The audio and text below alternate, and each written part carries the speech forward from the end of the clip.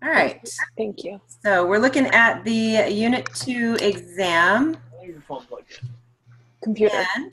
And just some general details about the exam. It's 40 questions, so pretty similar in length to the first exam. And there's a 4-hour time limit, which is what we have on all the exams. But just like last time, it's not going to take you the full 4 hours. It definitely shouldn't. So it'll probably be hour and 15-ish on average, so plus or minus, pretty similar to the amount of time it took last time. The deadline for the exam is Saturday at 11 p.m., so make sure you take it by then. And you're allowed, again, just 1 page of notes. But if you want to print out like the flow chart that I emailed out, or that was part of the announcements this week or last week, can't even remember. I think it was this week that I emailed out the flow chart. If you want to have that in addition to your 1 page of notes, then that's fine with me if you want to have that out. And you're also going to need Excel and the normal probability applet to use during the exam. So the test on itself is going to tell you that you are allowed to use the t-distribution applet, but you actually do not need to use the t-distribution applet, since all of the t-tests that we do are basically done in Excel. So we don't really do any of the t-tests by hand. So the best option is to do them in Excel to minimize the chance for error. And please, please keep your scratch paper, because when we go over the exam in our missed question review meeting, or even if I just go over it with a one-on-one with you, then it's super, super helpful to have the scratch paper so you know what it was that you did on each of those problems. And that's the best way that I can help you figure out where you went wrong, or you can figure out where you went wrong on those. So that's kind of the little general details about the exam. And also just let me say that all tests are cumulative. So like the review that we're going to do today is going to cover all the new material that we've learned since the last exam, but you should definitely go back and review everything from the first exam. We've kind of built on some of the stuff that we learned, but we haven't necessarily completely talked about everything. So like finding areas using the normal probability applet and things like that from the first exam could definitely show up and will definitely show up on this exam. So I recommend going back and looking at the review lesson from the first exam, which I think, if I remember right, it was lesson 8, the one that was the group review, group quiz review. So I recommend going over that or watching the video from the review that we did last time, just to kind of refresh on how to do all that stuff that you already know how to do. All right, so first we're going to talk just in general about confidence intervals. So the purpose of a confidence interval is to estimate the value of a parameter. And remember that a parameter is a number that describes the population. So specifically in this unit, we've been talking about population means. So mu is what we call the population mean. And so if we're doing a confidence interval, we're trying to estimate the mean of the population. And typically, we're never actually going to know the mean of the population, because in order to actually know what mu actually is, we would have to measure everybody in the population. And that's pretty unrealistic most of the time, because that's just way too many people. So to get around that, then that's when we bring in the confidence interval. So the confidence interval is going to give us a range of numbers where we're pretty darn sure that mu is somewhere in that interval. The population mean is somewhere in that interval. So the general format for our confidence interval is an estimate plus or minus a margin of error. So this works for like all confidence intervals that we're going to talk about all semester long. But then we have specific ones depending on the type of analysis that we're doing. And because in this unit we're really looking at estimating a mean, a population mean, then the estimate or in other words, the value from our sample that we use to estimate mu is going to be x bar. So we're usually going to have x bar plus or minus a margin of error value to get our confidence interval. So for one sample with sigma known, then this is what the confidence interval formula looks like. So we're going to have x bar plus and minus z star times sigma over square root of n. And when we're doing these confidence interval, if we have a small margin of error, that means that we're estimating mu more precisely.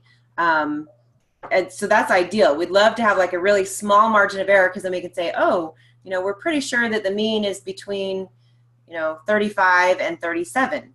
And that's a lot more helpful than saying, hey, we're pretty sure the mean is between 2 and 1,000, right? So smaller margin of error is better. So if you look at our margin of error portion of the confidence interval formula here, what are some things that we could do to reduce the margin of error, to make the margin of error smaller? Anybody have any ideas? Increase the sample size. Okay, yes, increase the sample size. So you can see that n, the sample size, is in the denominator. So if we make that number bigger, that makes this whole margin of error quantity smaller. So one thing we can do is increase sample size. What else could we do?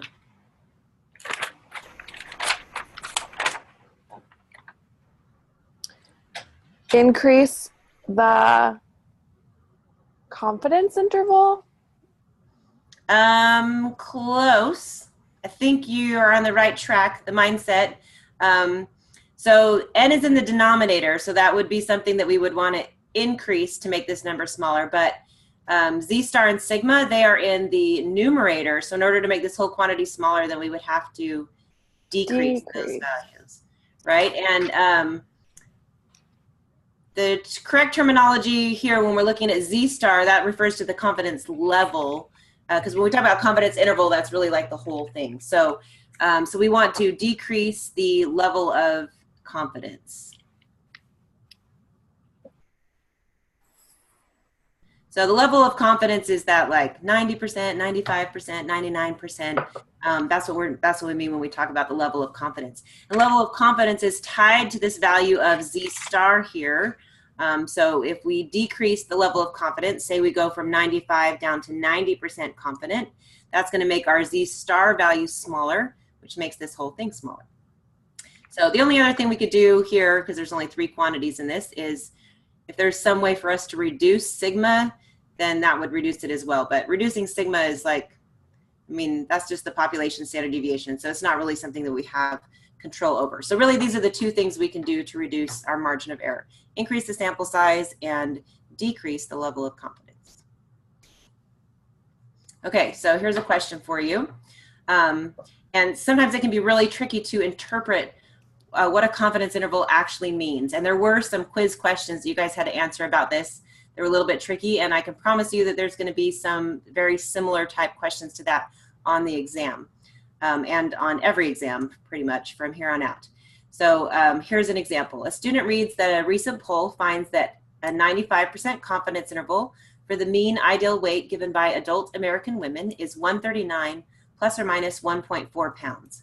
Asked to explain the meaning of this interval, the student says 95% of all adult American women would say that their ideal weight is between 137.6 and 140.4 pounds. Is the student right? So give me a thumbs up if you think the student is right, and a thumbs down if you think the student is wrong. All right, good. So I see lots of thumbs down, and you're correct. The student is not correct. So thumbs down is right. So what's wrong with this is that it's saying 95% of all adult American women. So when we make a confidence interval, our confidence interval tells us where we're pretty sure the mean is, the mean of our population. So it doesn't say anything about individuals. So in this case, since the student is saying that 95% of individuals, American women, would have weight is in between there, then that makes it wrong. Okay, here's another one. You ask another student to explain the same interval. This student says, we can be 95% confident that future samples of adult American women will say that their mean ideal weight is between 137.6 and 140.4. Is this student correct? So thumbs up for yes, thumbs down for no.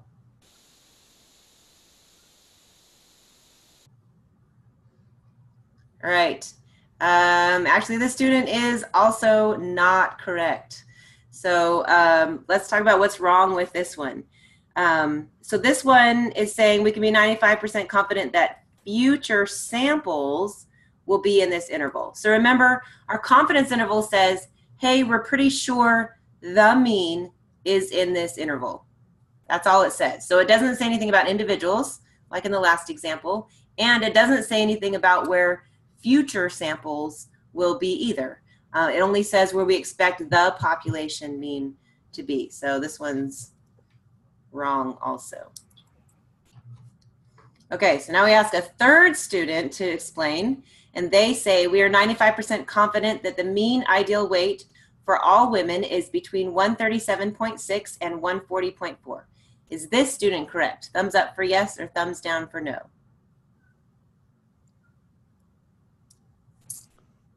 Yes, thumbs up on this one. Okay, so this one's good. First of all, it says we're 95% confident. Okay, notice that we're using this word confident instead of using something like probability. We're 95, there's a 95% probability, or there's a 95% chance. Okay, those are all words that actually make your confidence interval statement incorrect. So we use the word confident because we're confident in the method that we use. And the method that we use here gives us an interval that contains the mean 95% of the time. So that's why we use this word confident. In this case, it says we're confident that the mean ideal weight for all women, so there it is, that's mu, is between 137.6 and 140.4. So hooray, this is the right way to write a conclusion for a confidence interval. Okay, here's another one.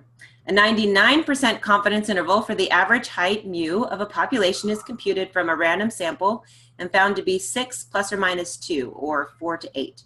Which of the following statements are true? So let's just go through each of these statements individually. We'll do thumbs up, thumbs down on those two. So starting with A. So A says there is a 99% probability that mu is between 4 and 8. So thumbs up if you think it's right, thumbs down if you think it's wrong.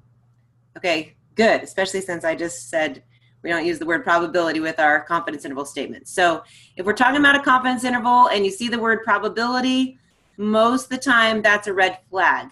It's definitely incorrect if it's used with the interval itself, because once you've collected the data and you've calculated the interval, then there's no more probability associated with it. So I usually think about it like when you think about describing the weather. So if I'm talking about tomorrow's weather, then it would make sense for me to say, oh, there's a 20% chance that it's going to rain tomorrow. So there's a probability there because tomorrow hasn't happened yet. So it may or may not rain tomorrow still. Tomorrow hasn't happened. But if I'm talking about yesterday's weather, then I wouldn't say there's a 20% chance that it rained yesterday, because either it rained yesterday or it didn't rain yesterday. Like, because it's in the past, there's no probability associated with it because it's over, it's happened. So either, like I said, either it rained or it didn't. There's no probability, no chance. So that's the same thing with our intervals here. Once we've collected the data and we're talking about an interval that was calculated from our data, we cannot use the word probability anymore. Okay, B says we're 99% confident that mu is between 4 and 8. So thumbs up if you think that's right, or thumbs down if you think that's wrong. Okay, yep, thumbs up. So this is the correct way to write it, because we said we're 99% confident, and we're confident that mu is in that interval. So that one's a good one. Okay, C, there's a 99% probability that the true mean is 6, and there's a 99% chance that the true margin of error is 2. Right or wrong? Yeah, definitely wrong. I mean, that one has like so many issues with it. Like, we just threw the word probability and chance in there just to make it really exciting. So that one's definitely wrong. Okay, and then D, if we took many additional random samples and from each computed a 99% confidence interval for mu, approximately 99% of these intervals would contain mu. So thumbs up if you think that's correct, or thumbs down if you think that's wrong. All right, good job. This is a tricky one. This one is correct. So this one is actually not even talking specifically about this confidence interval. It's just kind of talking about confidence intervals in general, saying, hey, if we do this lots and lots of times, then 99% of the time, we're going to get an interval that contains mu. So it's basically kind of describing the definition of a confidence interval, or where a confidence interval is created from, what it means. So this type of wording, though, throws people off a lot on exams and quizzes. So just, keep that in mind, that 99% of all 99% confidence intervals will contain the true value of mu. Okay, so let's talk about hypothesis testing in general next. So first thing with hypothesis testing, writing the hypothesis itself. So we have two hypotheses, the null hypothesis and the alternative hypothesis. And when we're writing the hypotheses, the null hypothesis is easy because the null hypothesis is always going to have equals in it, or some form of the equal sign. So it's going to be equals, or it could also be greater than or equal to, or less than or equal to. But in general, like the way that they worded on the test in this class, they pretty much always use the equal sign. So just remember, null hypothesis always has the equal sign. The alternative hypothesis will never have the equal sign. There's three options for the alternative hypothesis. We're going to have greater than, less than, or not equals to. And which one of those it is depends on the wording of the problem. So if we say, hey, we're trying to figure out if Pizza Hut delivers their pizzas in 30 minutes or less, then 30 minutes or less would indicate, okay, our alternative is less than. Okay, or if we want to find out if Lay's potato chip bags weigh more than the 13 ounces that's stamped on them, then that would be a greater than kind of thing. Or if we want to see if M&M bags weigh differently than what's stamped on the weight, then we would use not equals to. So we're going to look for context clues to figure out what the alternative should be. When we're doing hypothesis testing, the p-value is a measure of how much evidence that we have against the null hypothesis. So p-value is our evidence. And in the definition of a p-value is it's a probability, and it's the probability of getting a sample value that is as extreme or more extreme than that actually observed if the null hypothesis is true. So it's a probability calculated assuming that the null hypothesis is true, that you would get your sample results or something even more extreme. And we use that p-value to make a decision in our hypothesis test. And we compare the p-value to the significance level. And the significance level, or alpha, is just kind of our kind of cutoff for making a decision about the p-value. So in general, the smaller your p-value, the more evidence, excuse me, that you have against the null hypothesis. But sometimes we like to have a significance level because we like to have like, okay, well, where do I finally make the decision? And that's alpha is where we finally make that decision. So if the p-value is less than alpha, then we're going to reject the null hypothesis. And if the p-value is greater than alpha, then we're going to fail to reject the null hypothesis. So in other words, like my memory cue for this one is if p is low, HO must go. So in other words, we're going to reject. And if p is high, then we keep the guy, meaning we fail to reject the null hypothesis. So when you're writing your conclusions for a hypothesis testing situation, there's basically almost like a formula for writing the conclusion. So if p is low and we're going to reject the null hypothesis, then that means that we have sufficient evidence that the alternative hypothesis is true. If we fail to reject the null hypothesis, meaning our p-value was high, then that means that we have insufficient evidence that the alternative is true. So notice that in both cases, we're drawing conclusions about the alternative. The alternative hypothesis is really the one that we're interested in. We're either hoping to prove that it's true, or we're going to be kind of sad that we didn't have enough evidence to prove that it's true. So when you're writing your hypothesis, reject always leads to sufficient evidence for the alternative, and fail to reject always leads to insufficient evidence for the alternative.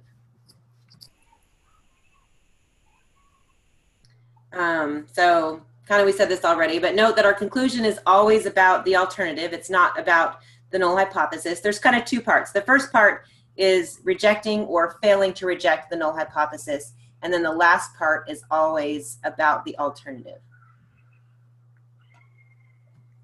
And note that we never, never, never, ever accept the null hypothesis no matter what. So in other words, we're never going to say that the null hypothesis is true, no matter what the p-value is. Even if we have a gigantic p-value, we still don't say that the null hypothesis is true. We still just say, oh, we don't have enough evidence to prove that it's false.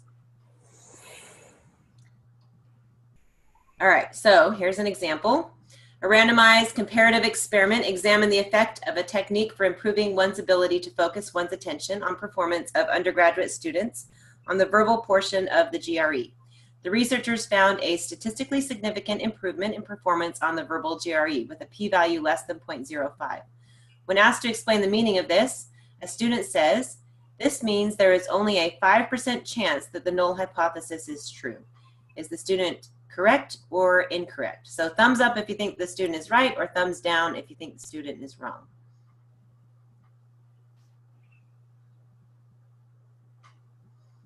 All right, good job. This student is wrong. And what's wrong with this?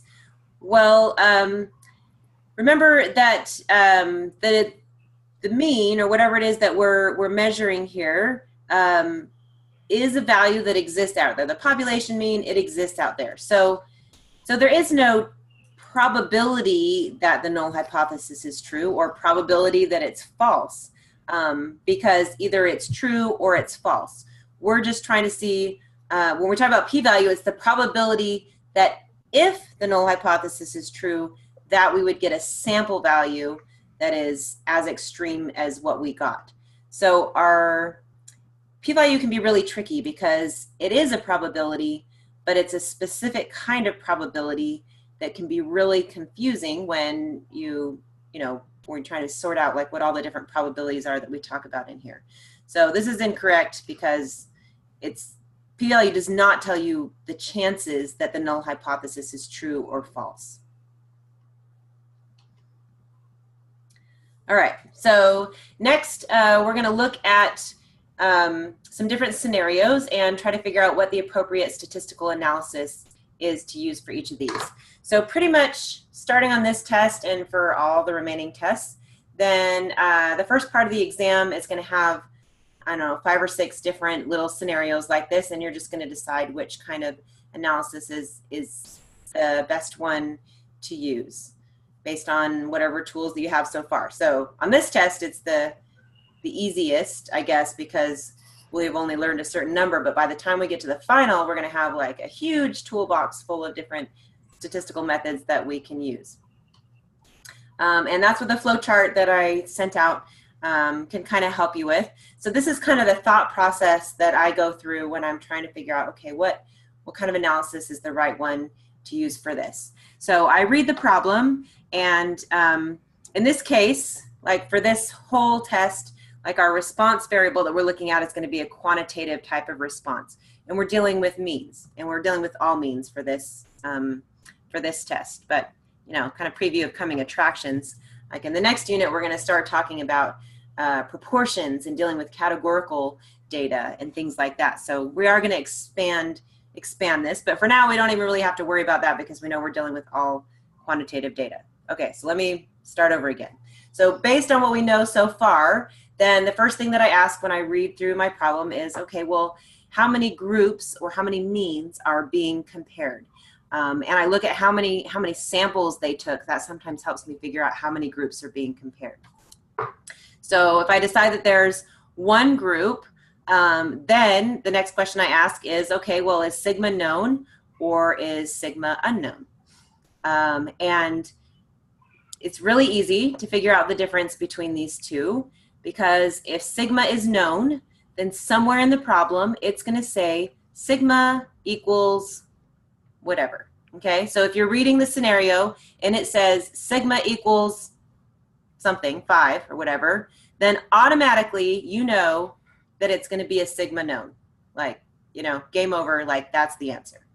And if you're dealing with one group and it doesn't say sigma equals whatever, then you know that you have sigma unknown. So these two are pretty easy to distinguish between. I'm going to skip all the way over to ANOVA over here. So if you read the problem and you decide that you're comparing 3 or more groups, then that automatically leads you to analysis of variance. So again, this one's usually pretty easy to pick out too, because you have all these groups you're comparing. So, you know, ANOVA, done. So the hardest ones to distinguish are when you have 2 groups that you're comparing. When you have 2 groups you're comparing, then you have to decide if the samples are dependent or independent.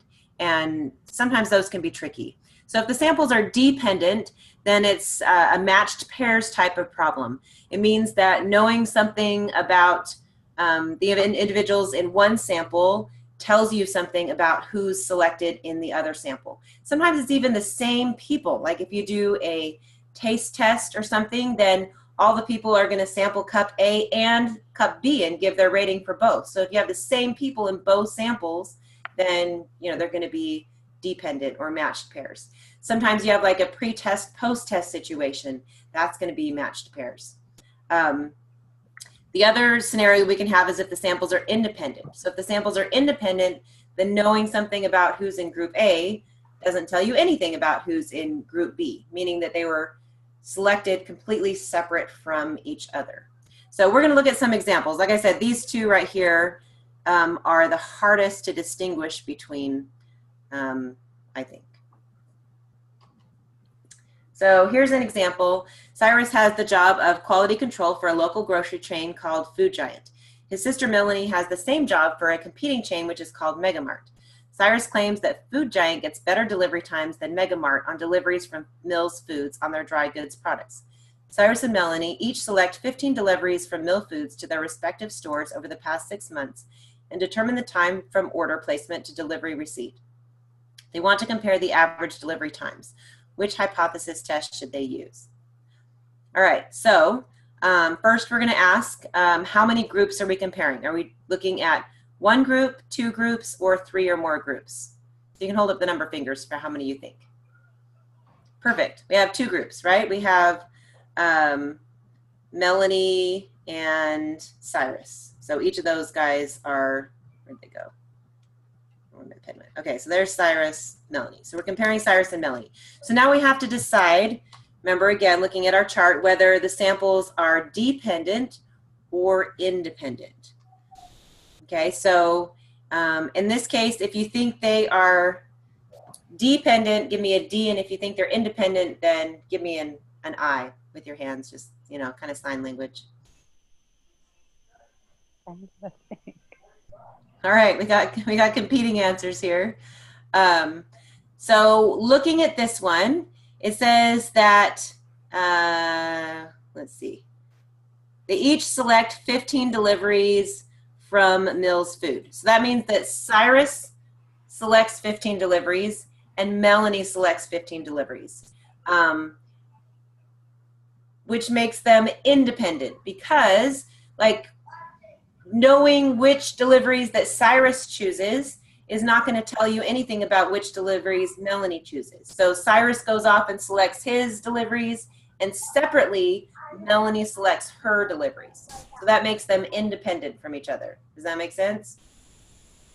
So this one would be then 2 sample independent. So we would use the 2 sample T procedures. So a test of 2 means we're independent samples. Okay, next one. Ewan works for the Labor Department. He knows that 5 years ago, the average starting salary for someone with a degree in computer science was $68,400 per year. He's collecting data using random sampling and has salary data for 42 people who graduated last year. He's calculated the average and the standard deviation of the recent graduates and wants to see if the salary has gone up in the last 5 years. Which hypothesis test should he use? Okay, so first thing is we want to know if we're looking at one group, two groups, or three or more groups. So how many do you think? Okay, good. Yeah, we just have one group because he's looking at the people who graduated last year. Sometimes this can be a little bit tricky because you say, oh, but we're comparing people who graduated last year with people who graduated 5 years ago. So this is where it's helpful to look at how they collected the data. So did they collect one sample or two samples? And in this case, they really just have one sample, the people who graduated last year. So all 42 of those people that he has, they're all from this one sample. And we're comparing that one sample to a number, which is what we do in a one sample case. So none of you guys were fooled by that though. You got the right answer. So we have one sample, so we have to decide if sigma is known or unknown. And if you look at this problem, does it say sigma equals blank anywhere in the problem? Nope. So it's sigma unknown. So we have one sample with sigma unknown, and it's unknown because they didn't tell it to us. Can I ask a question about that? Yep. So if you go back to the word problem, it says that he has calculated the average and the standard deviation of the recent graduates. Mm-hmm. So for me, my initial thought would be sigma is known because he calculated the standard deviation, but that would be wrong. Okay, so that's a good question. But it says he calculated the mean and the standard deviation of the recent graduates, which are these 42, right? So if you're calculating standard deviation from those 42, it's not sigma, it's S, right? It's sample standard deviation. So sigma's still unknown. Got it. Sigma would have to be the population standard deviation. All right, an auto magazine is doing a price comparison on fuel prices. They've targeted 6 states they want to use for the comparison. From a listing of all gas stations in each of those 6 states, they've randomly chosen between 40 and 50 stations in each state. They want to compare the average price of regular unleaded gasoline across the states. Which hypothesis test should they use? All right, so first thing we look at is, are they looking at one group, two groups, or three or more groups?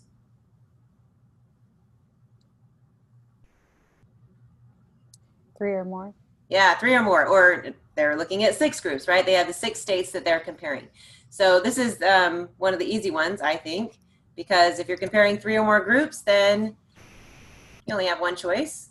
We're going to be using analysis of variance. All right, infants weighing less than 1,500 grams, which if you're like me and you don't automatically have that gram conversion going on in your head, that is 3 pounds, 5 ounces, at birth are classified as very low birth weight. Low birth weight carries many risks. One study followed 25 male infants with very low birth weight to adulthood. At age 20, the mean IQ score for these men was X bar equals 87.6. IQ scores vary normally with standard deviation sigma equals 15. Give a 95% confidence interval for the mean IQ score at age 20 for all very low birth weight males. Okay, so we want to know what method should be used. So first we ask if we're looking at one group, 2 groups, or 3 or more groups. 1, perfect, just one group. We're just looking at the very low birth weight males. So then we just have to decide if sigma is known or unknown. And does it say sigma equals blank in this problem? Yep. So the fact that it says sigma equals 15 right there, like that's a dead giveaway that this is a one sample sigma known problem.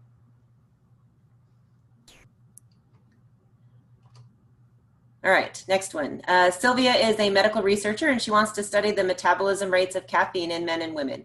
Sylvia decides to use couples for her comparison and devises a study where both spouses of a couple will eat the same foods because she believes that diet has a significant effect on metabolism rates.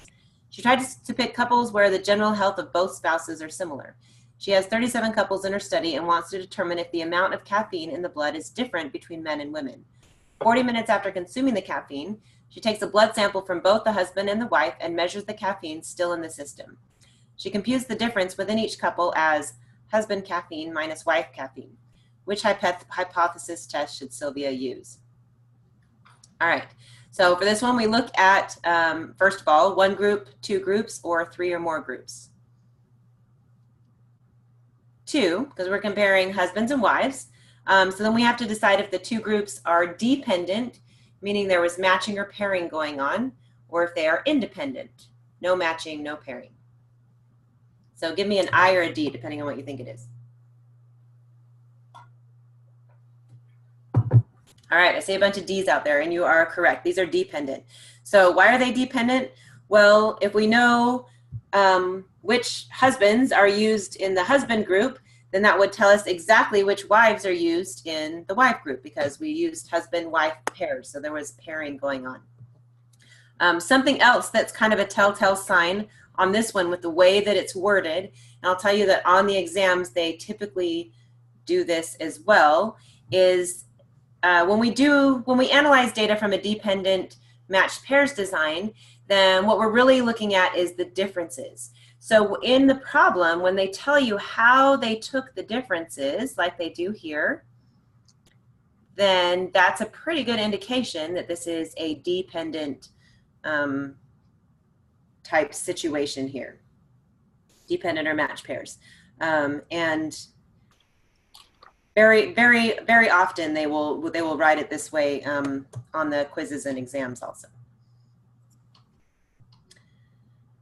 All right, so back to this problem and kind of moving on.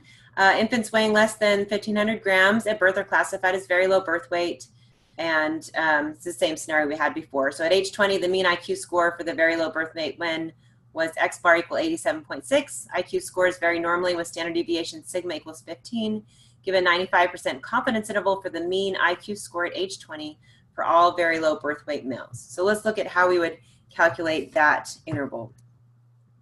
So the formula for confidence interval when sigma is known, okay, and this is the only time when you're going to do the confidence interval by hand instead of doing it in Excel, is when sigma is known.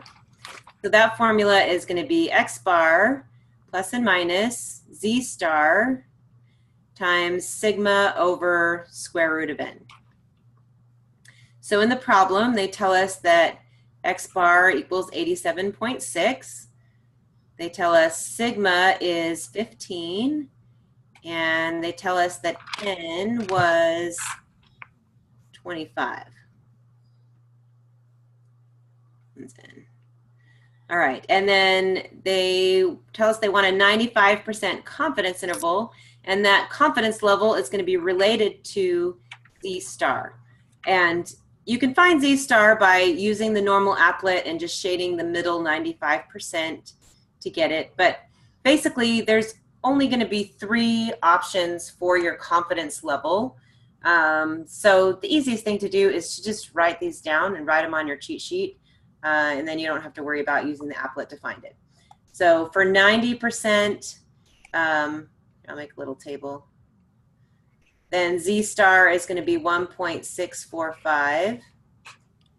For 95%, Z star is going to be 1.96.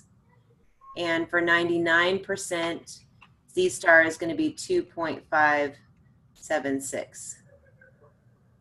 So if you just write down those 3 there, those are the only 3, these are really the only 3 levels of confidence that are typically used. So you'll have all your bases covered.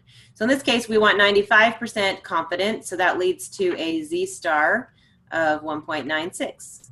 So now it's just a case of, hey, let's just plug everything in and solve.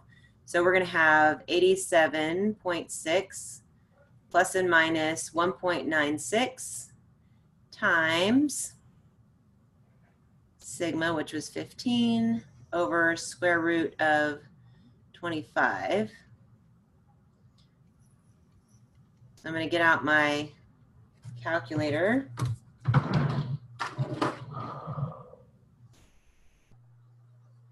I still have like my super old-fashioned calculator that I used like in high school.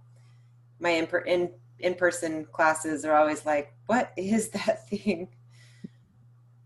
Like it was even like before like TIs, this tells you how old I am. It was like before like those TI graphing calculators. I had a TI one too, but then It seems like for a while, like the HP ones were like the in thing. So that's what I learned how to use, and I kind of got stuck on it, and I love it. So if it ever dies, I'm going to be in big trouble because I've literally had this since high school. Okay, so I'm looking at the margin of error here. So I'm going to take 1.96 times 15 divided by square root of 25. So the square root of 25 is just 5, so you have 15 divided by 5, which makes that 3. So 3 times 1.96 ends up giving me a margin of error of 5.88. So now I'm going to take that 87.6 and I'm going to add and subtract that 5.88.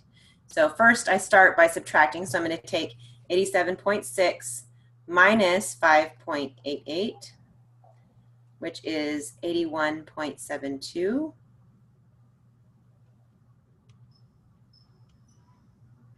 And then I'm going to have 87.6 plus 5.88, which gives me 93.48.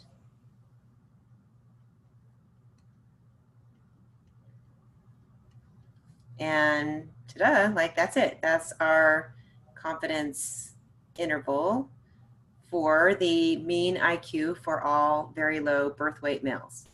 So if I was going to write a sentence about this confidence interval, then I would say, we are 95% confident that the mean IQ for all very low birth weight males is between 81.72 and 93.48. And like I said, the only time you're going to do a confidence interval by hand is going to be when we have sigma known. All right, next question. Length measurements were taken on 120 cuckoo bird eggs. The data is in the file cuckooeggs.xls. Is there evidence that the mean length is greater than 22.5? So first thing we got to decide is what kind of analysis we want to use here. So are we looking at one group, two groups, or three or more groups?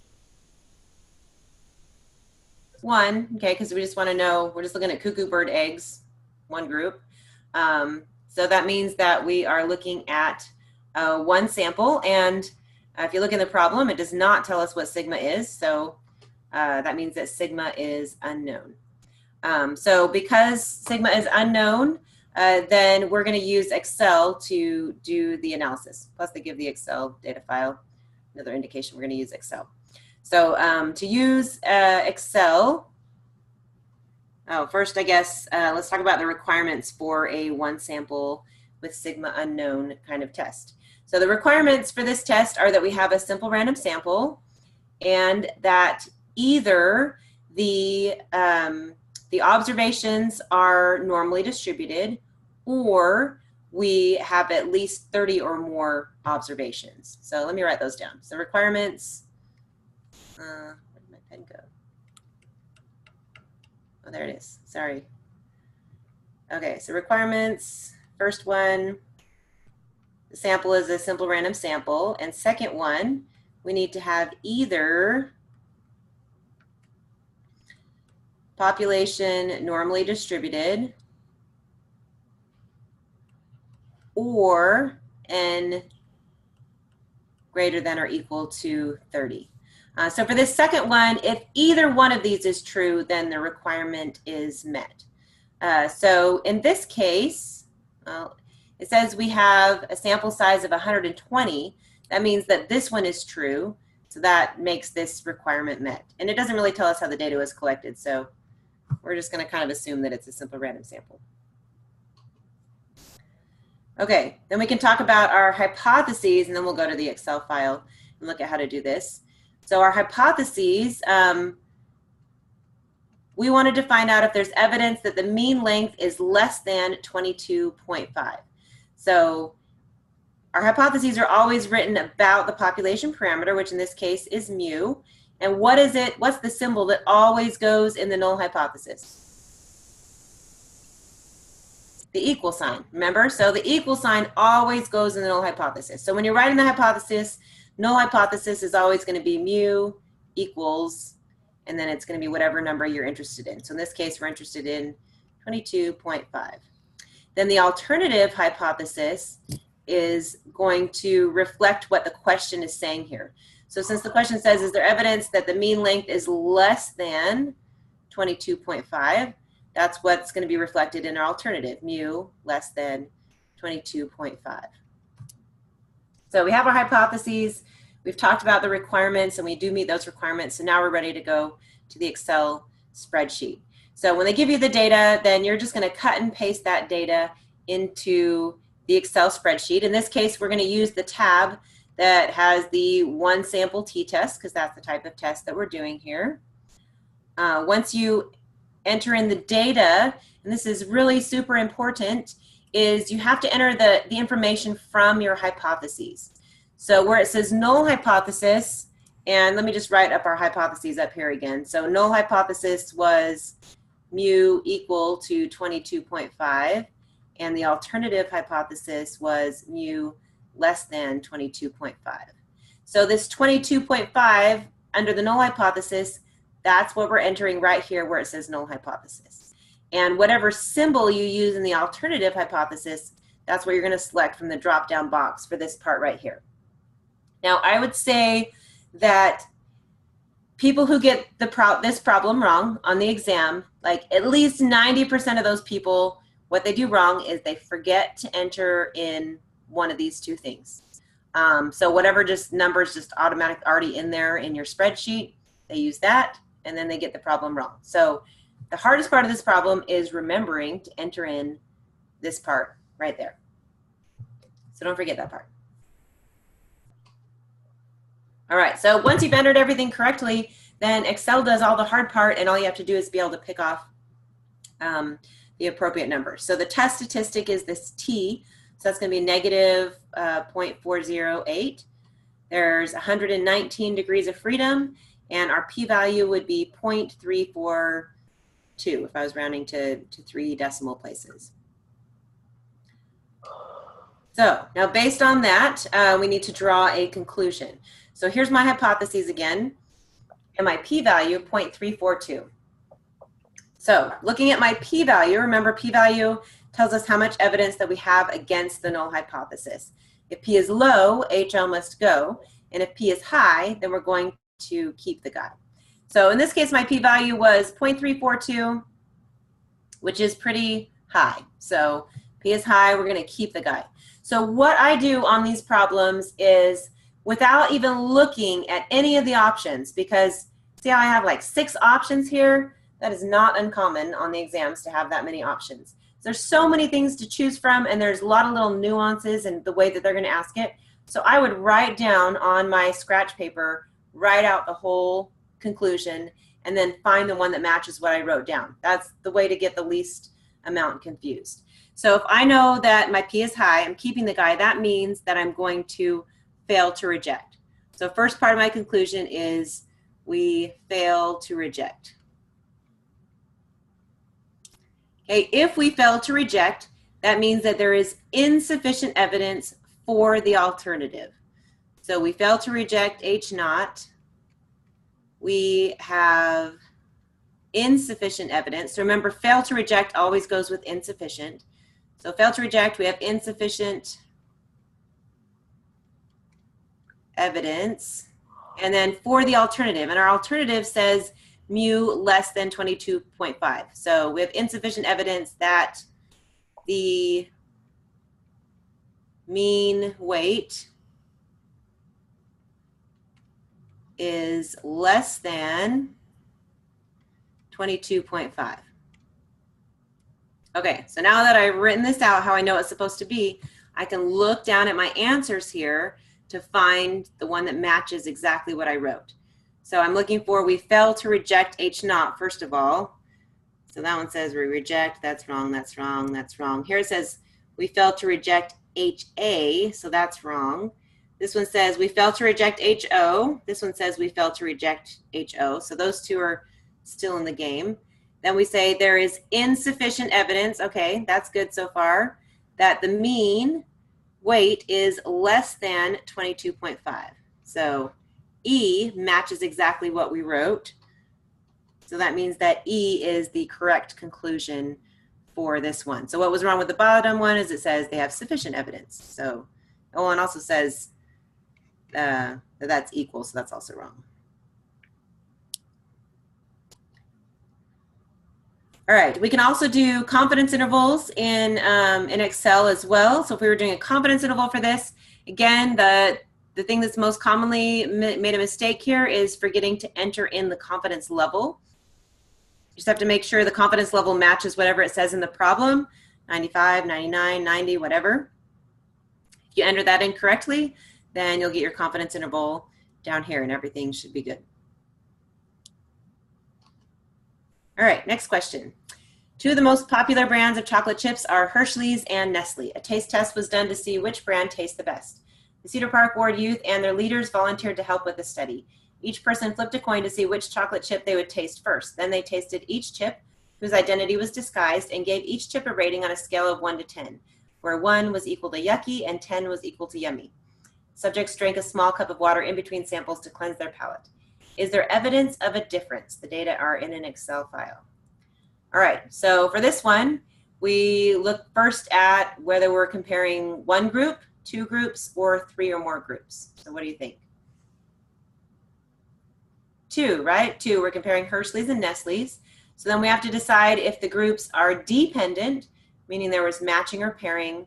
You know, knowing who sampled the Hershey's chips would tell you something about who sampled the Nestle's chips, or whether they're independent, meaning they're just completely separate from each other.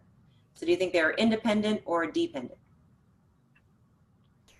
Yeah, perfect. They're dependent because it was the same people that tasted the Hershey's and the Nestle's. So knowing which Cedar Park Ward youth tasted the Hershey's tells you exactly which ones tasted the Nestle's. So this is a dependent, two-sample paired dependent kind of test. So when we write our hypotheses for paired tests, then our hypothesis is always about the mean difference. So null hypothesis, again, always has the equal sign. In a paired test, we're going to say that mean difference is equal to 0. And the alternative in this case, we were just looking to see if there was evidence of a difference. So looking for a difference, that would be keyword for not equals to. The requirements for the paired test are that we have a simple random sample, and that either n is 30 or more, or the differences are normally distributed. And when we're talking about n here, because this is a paired test, n is the number of pairs. So in this case, since I had people that were the pair, then we're looking for at least 30 people that participated, or that the differences are normally distributed. So first thing we do here is we enter in the data, and the way that I worded the problem here, I haven't specified how the difference was taken. On the exam, just watch to make sure that, because you're cutting and pasting, and I think that there was a problem on the quiz that had this, or one of the quizzes that had this issue where the order that you had to do the difference was different than the order that the columns were in. So just pay attention to the wording to make sure that if it says, you know, take Hershey's minus Nestle's, then make sure Hershey's is in the first column and Nestle's is in the second column. All right, and if we're checking our conditions here, notice that I had 25 pairs, or 25 people that participated in this study. So that means that in my either or scenario here, I did not have 30 because I only had 25. So that means in order for my analysis to be valid, for the requirements to be met, then I need to check to see if the differences are normally distributed. And there's really a couple ways that you can do that. You can look at a histogram and see if it looks like it follows a normal distribution, or you can look at a QQ plot and see if those points line up on a straight line. So what we're interested in here, if we're doing that, is the differences. So what I'm going to do here is cut and paste those differences, just the differences column. Let me calculate the differences for you. I'm going to paste those into that quantitative descriptive statistics Excel sheet that we used a lot at the beginning of the semester because that does histograms and it also does QQ plots for you as well. So I pasted those in here, and then I looked at my histogram over here, and does my histogram look roughly bell-shaped and symmetric? Yeah, so because my differences are normal, then even though my sample size is only, oh, I guess it was only 22. Why did it look like it was 25 on the past page? Oh, because it didn't start till down lower. So I really only had 22 people. No, 21 people, because that one starts down lower too. So I only had 21 people, but I am okay. I meet the requirements because my differences themselves do follow a normal distribution. All right, so we don't meet this one, but we do meet this one. Hooray, so we can keep going. Okay, so now looking in the Excel sheet to do this analysis here, remember, I'll write my hypotheses back up here again. My hypotheses were that the mean of the differences was equal to 0, and alternative is that the mean of the differences was not equal to 0. So again, the value under the null hypothesis is going to be entered in here. For these paired tests, this is like almost always equal to 0, like pretty much always in this class and almost every time in real life that I've ever used it, it's always equal to 0. And then the type of test is going to be based on the alternative hypothesis, which says not equals 2. So once you enter those things correctly, then you get your test statistic, degrees of freedom, and your p-value. And then we can draw conclusions based on that p-value. We can also calculate a confidence interval. Did I put the conclusion? I did, okay. We can also calculate a confidence interval here and change the confidence level. And this would be a confidence interval on the differences. So here's my hypotheses and my p-value. So if my alpha was 0.05, then my p-value would be higher than alpha. So when p is high, then we keep the guy, meaning fail to reject. So when I write my conclusion, I would say we fail to reject. Okay, and because I fail to reject, that leads to the fact that we have insufficient evidence for the alternative, that the difference is, that there is a difference, basically. So we have insufficient evidence that there's a difference in taste between the Nestle and Hershey chocolate chips. All right, next example. Businesses know that customers often respond to background music. Do they also respond to odors? Nicholas Gwynn and his colleagues studied this question in a small pizza restaurant in France on Saturday evenings in May. On one evening, a relaxing lavender odor was spread through the restaurant, and on the other evening, there was no odor, as it was the control group. Do people spend more time in the restaurant on average when the lavender odor is present? And data is in an Excel file. Okay, so we're looking at one group, two groups, or three or more groups. Two groups, right? The lavender odor customers and the no odor customers. And are these groups dependent, meaning there was matching or pairing going on, or are they independent, meaning that they were separate from each other? Right, independent, because you know, knowing which people were there on lavender night doesn't tell you anything about which people were there on no odor night. They were different sets of customers, just whoever happened to come in on those days, so they were separate or independent from each other.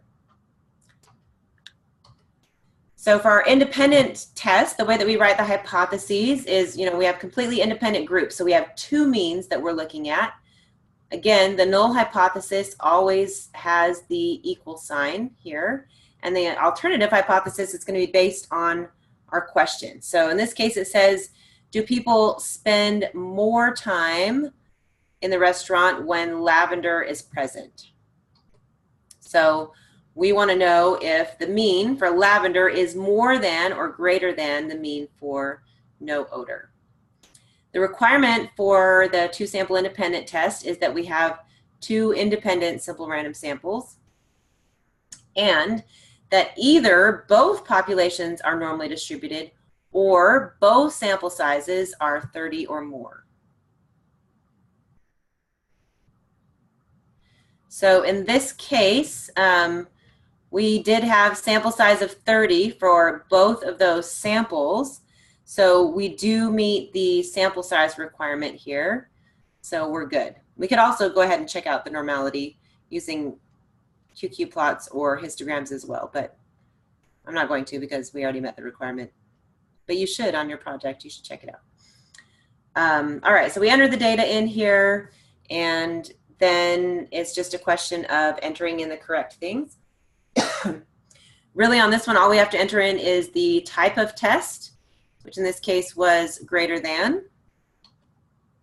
Then we get the test statistic, degrees of freedom, and the p-value. Something to note about the p-values is that when they start to get really, really, really small, then Excel starts to give them to you in scientific notation. So if you start to see this E showing up in your p-value, that means it's giving it to you in scientific notation.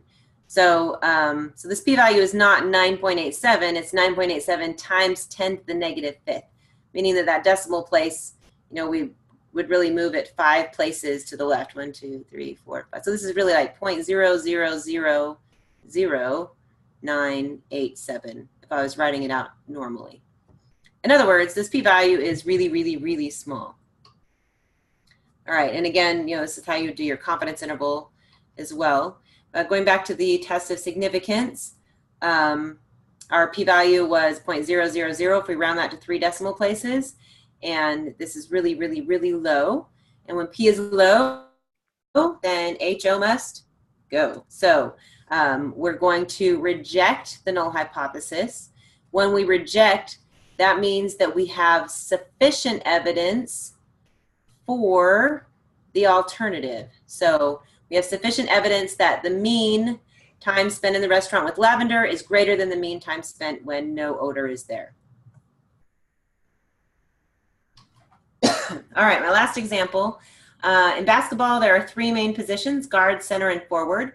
Data was collected on the height of 100 NBA players in 2013.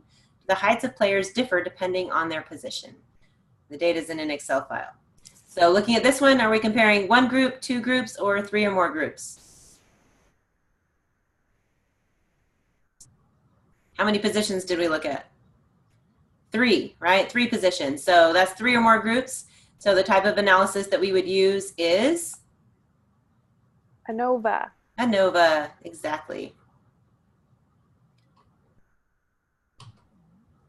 So analysis of variance is a little bit different in all respects, really. It's different in how we write the hypotheses, and the requirements are also a little bit different than the other ones. So, so it's good to kind of make a mental note of what those differences are.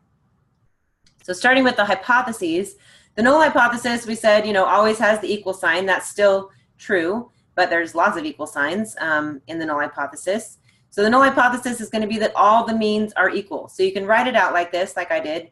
You know, the mean for center is equal to the mean for forwards is equal to the mean for guards, or you can even just say all the means are equal.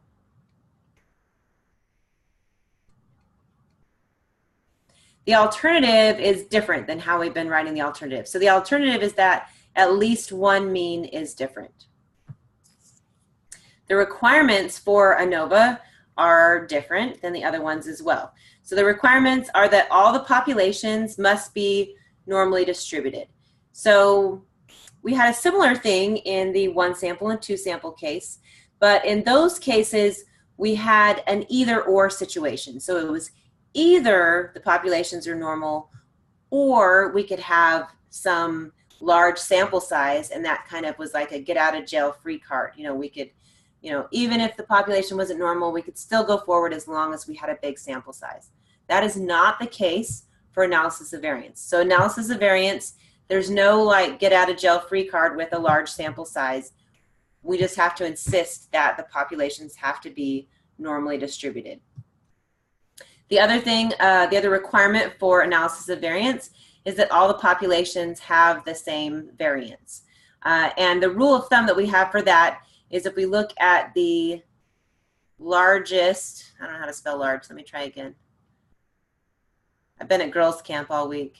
So with, we had ward camps this year. I'm the young women president. So 18 girls in my ward. So it was me, another leader, and 18 girls for the last several days. So, and they stayed up all night giggling and talking about who their crushes were.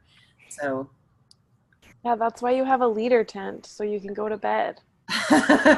Well, okay, so here's the deal is I don't camp. That's like, I think it's against my religion. So we glamp. So we stayed in a big cabin, but there was no leader tent. I was in the same room on the other side of the room, granted, and I did bring earplugs, but nevertheless, their giggling was loud and lasted a long time.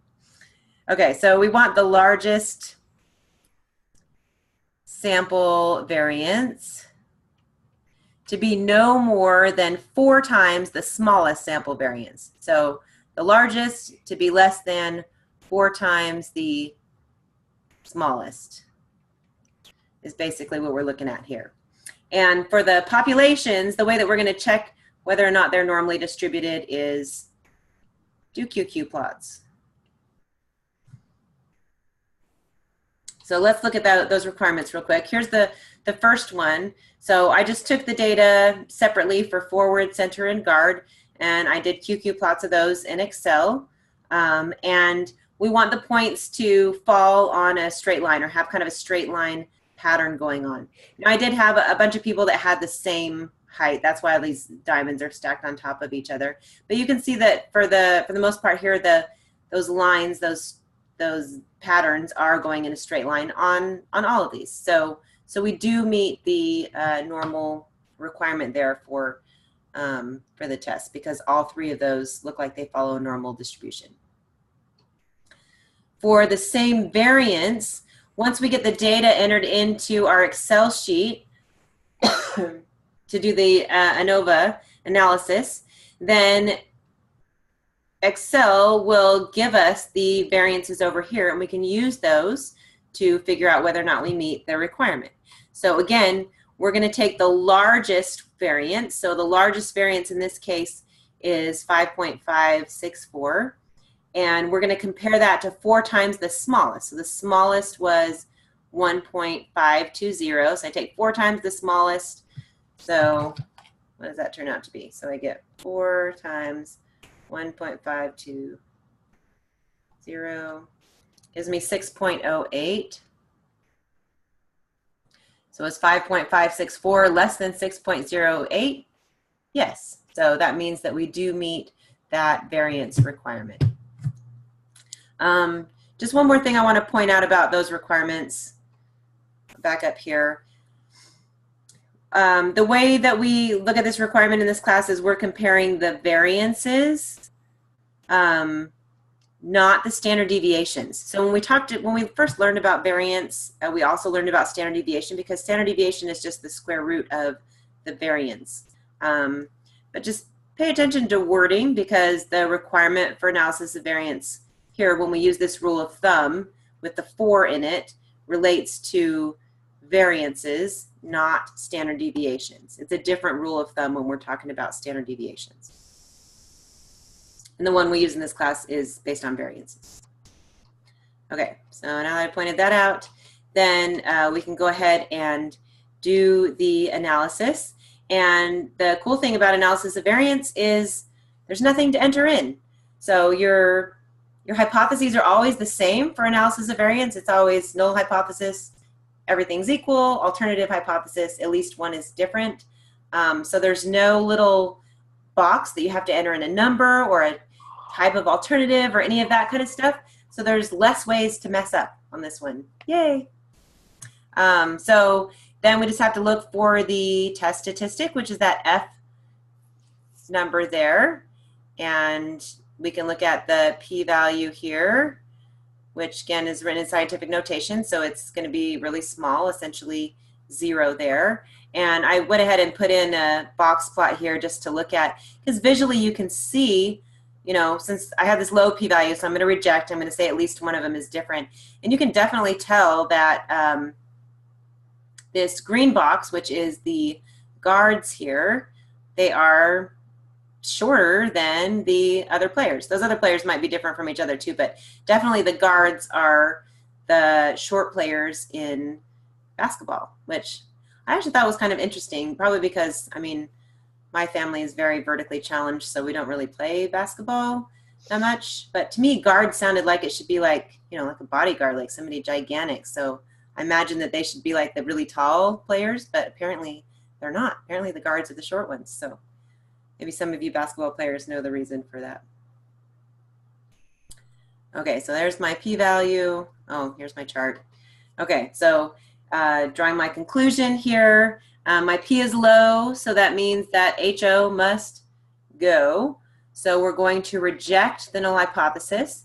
Remember that reject means that we have sufficient evidence for the alternative. So we have sufficient evidence that at least one of the mean heights is different. All right, I think that is the end. So that basically kind of goes through like all the stuff that we've learned in this last unit. Like I said, you should definitely still go back and review things from the first unit. Jen, did you have a question?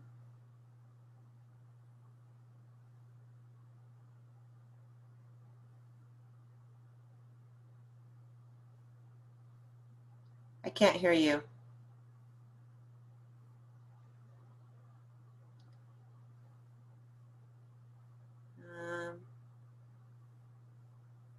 I'm still not hearing you. Can other people hear you, or is it just me? You can't hear me now? Okay, wait, I just heard you. Okay, so now you can hear me? Now I can hear you. Okay, I don't know why my microphone's not working. Okay, so on the dependent matched pairs samples, when one of the pairs is missing a number, we just eliminate that completely. Eliminate completely. Yep. If it's not a pair, it can't be in there. Okay, so do we need to eliminate that before we cut and paste, like delete it out and then shift the cells up so that it doesn't show that there's yes, that would be the safest thing to do. Okay, I just wanted to make sure. Yeah, that's a good question. Okay, thank you. Sure. Anybody else have questions? I have a question. Okay. Approximately how many questions will be about previous content? I don't remember. A quarter to a third. That's a lot. Yeah, I know. Okay. And I mean, it's hard to be specific too, because there's a little bit of overlap between some of the things that we've talked about, but yeah, it's enough that you definitely want to review through the old material and make sure you feel confident in it still.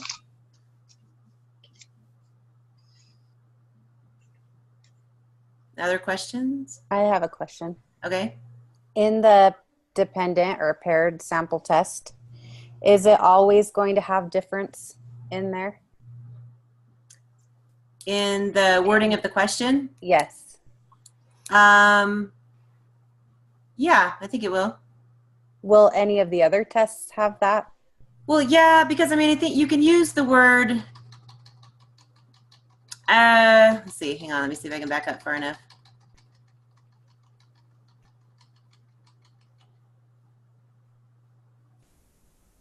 So, like this one was an independent, this one doesn't have the word in it though. But it might say we want to see if there's a difference in delivery times for Mega Mart versus Food Giant. And this one's independent. So just because we use the word difference is not going to be a good indication that it's that. But if they do this thing here where they tell you how they took the differences and say we compute the difference this way, then it's going to be a dependent. Okay. Thank you. Sure. Other questions? I have another question. Okay. Is there a time, because some of these you just, after you do the test, whichever test you're doing, or it asks for the p-value, is there a time where we divide the p-value by 2? If it's a left or a right? Like so, greater than or less than? Sorry. If you're doing it in Excel and you've entered everything in correctly in Excel, then no, you will never have to do that. But there could be a question on there like, I think there was a few like this on your quiz, or one, maybe just one or two, where they might say something like, they do this test, they find out the p-value is 0.04, but they had it as a one-sided test, and then they realized it should have been a two-sided test. Like, what's the correct p-value? Okay. So in that case, you would, if you had a one-sided p-value and it should have been a two-sided, then you would have to double the number that they gave you. Or vice versa. Like if they say, oh, usually you don't go from a two-sided to a, and decide it's a one-sided, but I guess you could. Anyway, so if they give you a number and they say, oh, this came from a one-sided, but now we're pretty sure it's a two-sided, that's the only time when you'd have to do something like that. Okay. Thank you. Sure. Other questions?